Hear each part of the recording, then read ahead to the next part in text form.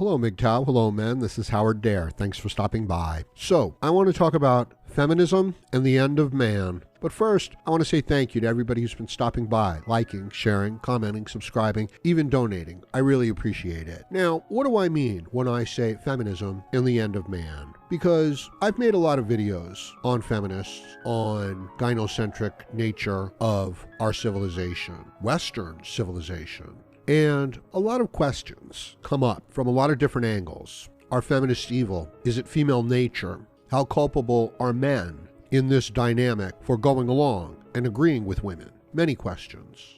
And I keep trying to get a bigger and bigger picture as to what's going on. And you can't say conclusively, women are evil. That's a ridiculous kind of statement. You can't know whether or not somebody is aware of the things they're doing and the damage that it's causing. And it's hard to, have an informed, thoughtful opinion about a very, very large subject initially, So it's like, well, what do you think about feminism? And everybody has their ideas, but take a year of making MGTOW videos and, your views are going to become a little bit more refined and a little more specialized. And that's what I want to talk about here, because I've covered a lot of these questions. Are feminists evil? Is it female nature? Do they know what they're doing? Are the men responsible for going along with this?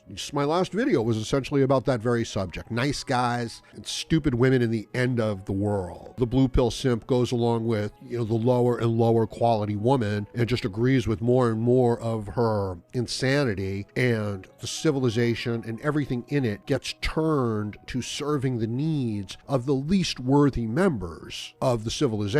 So where does that lead? That leads to this huge welfare class, this huge victim class, this huge need for this propaganda and this state control. It doesn't matter if it's in capitalism, because it's going to then have to go throughout all the branches of the civilization, media, education, religion, and they're all going to repeat it, and then you're going to have to enforce it socially. And so that is what we're looking at. Doesn't matter if it was intentional. Doesn't matter if the forces that are involved here colluded, like in a conspiracy, intentional, because their interests are aligned. And their interests are aligned against freedom and men who want to build their own way and their future in the world. The very basis of our civilization is at odds with the people who are wanting to exploit it for their own, selfish needs. And as I said, doesn't matter if they know they're doing it, doesn't matter if they're aware that they're working together. All that matters is they are working against you. That's right, you, individually, as a man. Can you go your own way and build up your own life? Not without interacting in this world. You can do some of it. So my focus in this, is bringing an awareness to the men of the situation. So like maybe you're hearing this and you're like getting angry and pissed off, and it's like, well, that's no, I don't want that to be how people feel about this stuff. You don't need to get angry. You need to understand what's going on. I don't need to get angry and upset, a little bit, but need to understand and then turn the situation to our advantage. For example, let's say we're at war and the enemy is, in a really well-defended position, and it's really upsetting to us, right? It hurts our feelings. Hey, there is no point in running out there into that zone and screaming about it. That's the last thing that you need to do. You're going to need to understand the tactical situation, the strategic situation, and then, go forward in the best way possible. So let's do that. Let's do that. So feminism is another mechanism of control that these ruling classes' powers are using. And I don't mean to talk about things like the Illuminati, New World Order, and stuff like that, because as I said, it doesn't matter. Powerful interests are powerful interests, right? Big moneyed interests are big moneyed interests. And if you should acquire that would be your interests as well, largely. So it's not even a question of any sort of secret cabal or anything like that. It's just this alignment of interests. And it's against the individual. But feminism as a tool in suppressing men, controlling men and women, is particularly insidious because, and this is what I wanted to make this video about, feminism and the end of man. Why is feminism particularly insidious here? Well, because it's tapping into the very biological, instinctual nature of human beings. The need to reproduce, the need to have children, and the practices and the customs that we've developed in order to accomplish that in Western civilization. That's what feminism is tapping into. to. It's like a windmill, right? If you live in an area where there's a lot of wind, go ahead, build a windmill. Let it do the work for you. If you live in an area near the ocean, go ahead. Build some things that take advantage of those tides coming in, coming out. And if you want to control human beings, you need to tap in to the sexual energy. And it's particularly devastating to the men, right? Because you guys know what's going on, right? A woman gets to be put in charge of a company because she's got big boobs, because she sleeps with somebody. She has no qualifications. And if you question her, you go against her, you're the one who's going to get into a lot of trouble. And our civilization is just taking care of a welfare class of people, a victim class of people. You can't even go to school. If boys go to school, they can get thrown out on trumped up, sexual assault charges, going to ruin their lives. So it's retarded what's going on here. And, this is allowing these people that are just some of the lowest quality and have the worst characteristics that the humans can have. And they're the ones who are getting ahead and really taking advantage of the situation. And they're the ones who are having children. So it's doom and gloom for the future. And you got to ask yourself, can men survive? Can the human race survive? And the problem is, like I said, feminism, it's working this dual trick on the human nature. It's appealing to the man's desire to protect the woman. Think about that. Think about the contradiction based in that. And it's a false claim. Now, do women have some issues? Sure, they have some issues. Who doesn't? But the very basis of our species is men and women getting together and building families. And feminism says no. It says the men are evil. When the success of our species is based on the fact that men are not evil, that men want to build families. They want to protect their mates. They want to secure the future for their offspring. This is why we are here. But then this ruling class who wants to stay in authority says, no. The most basic bond of the human being and the most basic drive of the male, it's perverted, it's twisted, get away, he's a monster. And that's just one aspect of it. So the man is like jumping through hoops and saying, no, I'm not a monster. I come from generations of men that are builders, that are thinkers, that can compromise, that look for value, that want to build this future. And it's like, that's why it's so painful to the men to be held in this regard. They want to be heroes. They want to be protectors, as childish as this sounds. And I don't even think that you have to condition that into the males. You know what I mean? I just think you just take a male and it's like you put him in human culture and you treat him halfway decent. And it's like, so what do you want to be when you grow up? And it's like, well, I want to be a protector. I want to be a provider. So it's this basic thing within the human male. And it's like, no, it's now the electrical shock.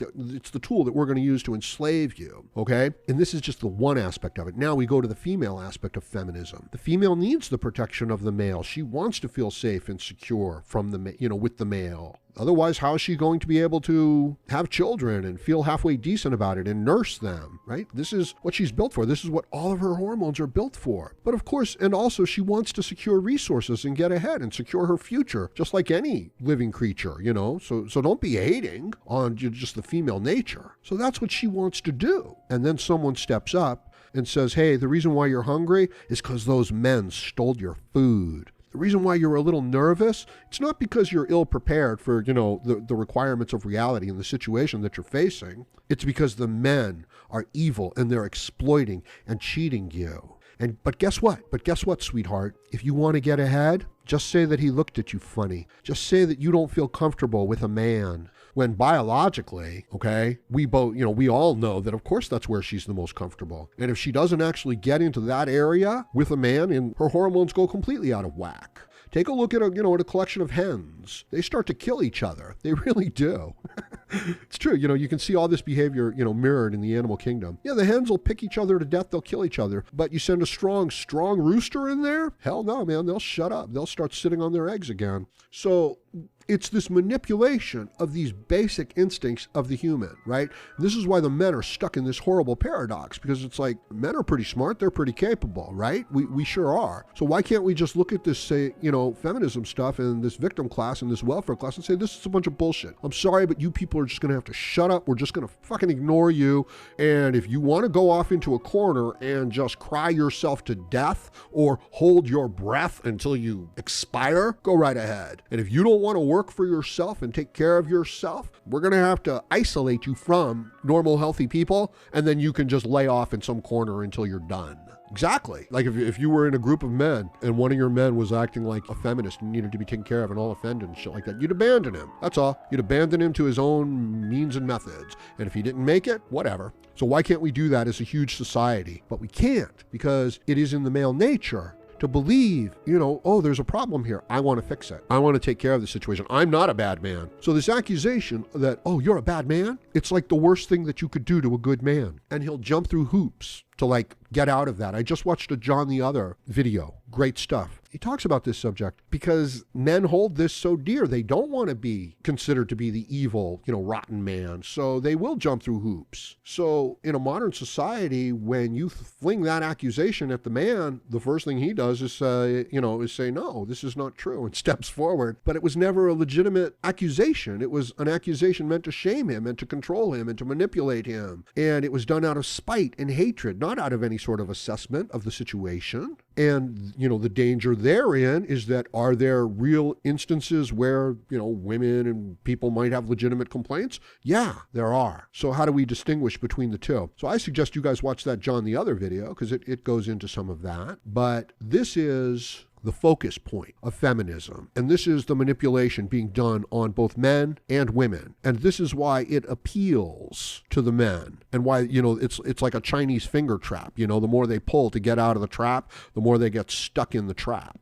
So the more the man tries to prove that he's not an evil, rotten, misogynist, chauvinistic pig, all the things that they're accusing him of, sexist, racist, the harder he tries to prove that he's not those things, that's part of the trap. He will struggle to get out of that, because his basic nature is so contrary to that. So that's a really insidious thing to do, isn't it? I think you guys understand what I'm trying to say. And then you appeal to the victim nature of the other person. So you say to them, hey, the reason why you're unhappy in life is because the man. And we know that when you make that accusation against the man, he's going to rush forward and say, no, it's not true. Let me show you I'm a good man. So we know that this dynamic is really just going to rip the whole civilization apart. And as I said, when the man looks at it and says, why can't we just, dismiss this bullshit, as we would say another man within the group, it's like, you can't do it because it's a girl and she's crying. And it just goes right into your male instincts. And then along comes another man from another culture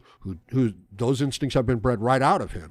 Their culture is based on brutality and submission. And now you bring these two together, right? What's going to happen? Well, we'll see. Next video, right? So let me know what you think about this in the comment section below. Please like, share, comment, subscribe, donate. Click on my PayPal donation link. Request yourself a Howard Dare video this holiday season, or just make a donation to the channel. I'd really appreciate it. And join me again, Howard Dare, as I plan to have more content for you. Thank you, MGTOW.